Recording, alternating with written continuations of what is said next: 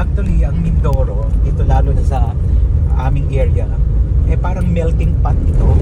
Kumbaga, ang original na tao naman talaga mga mangyan.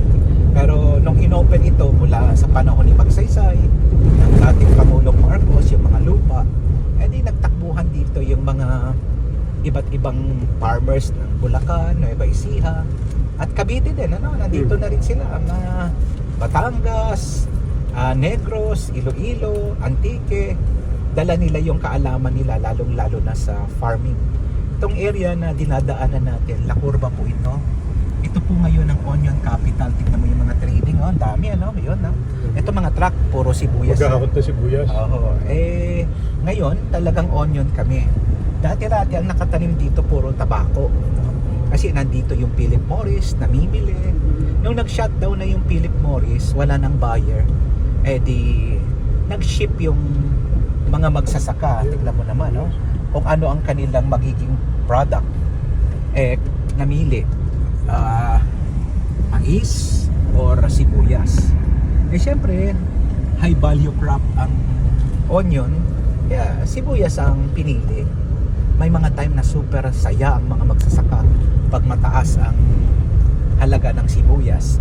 Pero super lungkot din kapag inabutan ng mababang presyo at saka bukod doon kung hinarabas or yung tinatawag na army worm, talaga ang panahon natin ngayon parang climate change, sa ngayon naman tong taon na ito, hindi oversupply ang sibuyas, mataas ang presyo, at sana nga walang masyadong importasyon. Mayroon mang konti, ayan, ano pa rin, ito naman Magbay, Kamburay, ang magsasaka masaya ngayon, masaya. Pero yung ibang area na naatake ng army worm, matitindi yung uod ngayon, Wala na po bang yung army worm na yan? Hindi na po ba siya malulunasan pa? May mga nagsusulputan pong mga gamot na effective.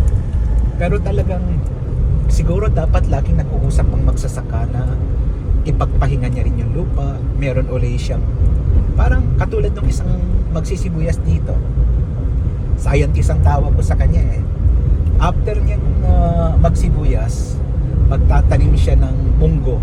Tapos yung munggo, pag lumaki, aararuhin niya yun. Hindi niya papakinabangan kasi natural fertilizer yon at stabilizer ng lupa. So, kailanman, hindi nagkakasakit yung lupa niya.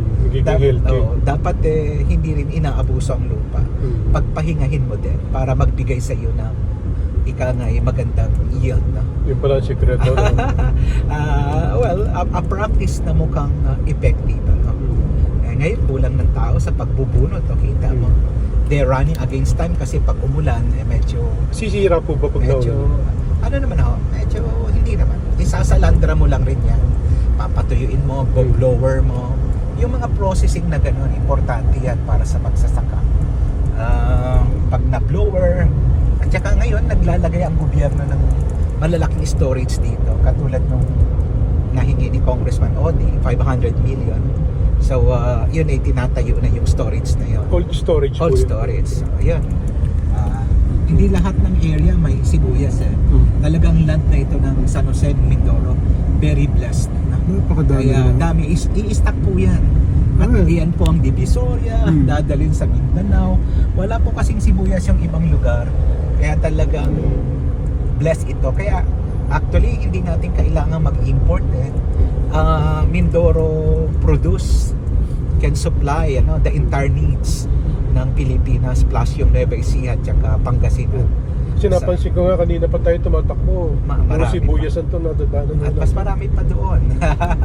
Yun ay magandang trading na center pero mas marami dito. Ewan ko kung nakaalis na yung maraming truck, ipiniyahin na siguro. Napakadaming sibuyas. Ayan na, sibuyas. Palawak. Pagbubunot.